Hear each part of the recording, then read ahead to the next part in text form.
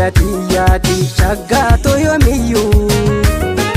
ammeenya jaalala inoltu dhagayuu waabuuto nammiidhiin kophaatu dabareen waan kattosis gayuu Waa'eelatiyaati shaggaatoo yoomiyyuu ammeenya jaalala inoltu dhagayuu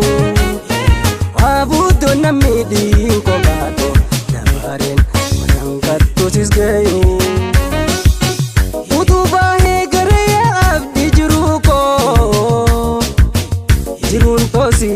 Malen kabduiko ama jaja hamada ko waldamnini gargar bau kanu labeboni utuba he gareya abdi jiruko jirun tosi malen kabduiko ama jaja hamada ko waldamnini gargar bau kanu labeboni Jalalanka dite bunyan arkanila Tongkar yako sumadike diyayala Siuna chufar kante natta ebela Ururreke anam nadi dammajala Jalalanka dite bunyan arkanila Tongkar yako sumadike diyayala Siuna chufar kante natta ebela Ururreke anam nadi dammajala Fin pinnehim biyya qoosiif dhufeer arge Suuma laalo awwaaj bordodden gad darbe Asa boomi eesoo jiroor barakkatte Dabba zooni sirna keeysaan tullokkote Baarodaani qarraan kattaamure qobbo Daadar maddi dhiisanii maalee jaalanko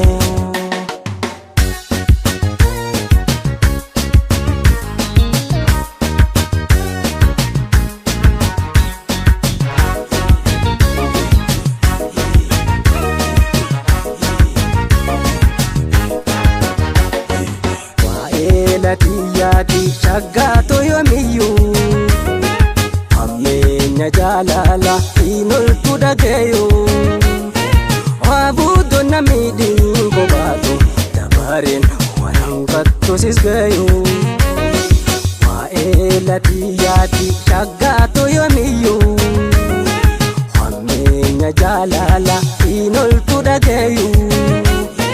waabuuto nammiidhiin kophaatu dabareen waan kattosis gayuu Tikkuma laala kabsadhaa qoosilaala osoo jirtu onneen buusinilla Boyinsumaa kennarra fiite garayyoo mina laali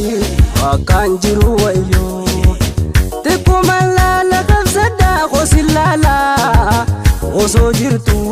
onneen buusinilla Boyinsumaa kennarra fiite garayyoo mina laali akkaan jiru wayyoo Duskannoo jireenyaa jeensi filadhee na jalaan jiigin utubaan si godhadhe Maaliin gammaddanaa fi miyyoo si kennee amartiin ni jabdi yoo boodadhu onne Duskannoo jireenyaa jeensi filadhee na jalaan jiigin utubaan si godhadhe Maaliin gammaddanaa fi miyyoo si kennee amartiin ni jabdi yoo boodadhu onne Qullubbii laangee qarsaa biyya gaarii Deeme dandakko walgarree loo sharaaree Gaaddisatti ol gorree xiqqoo buqanne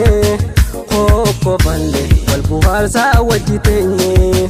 Biyya dhaaloo ta'isii imallee jirre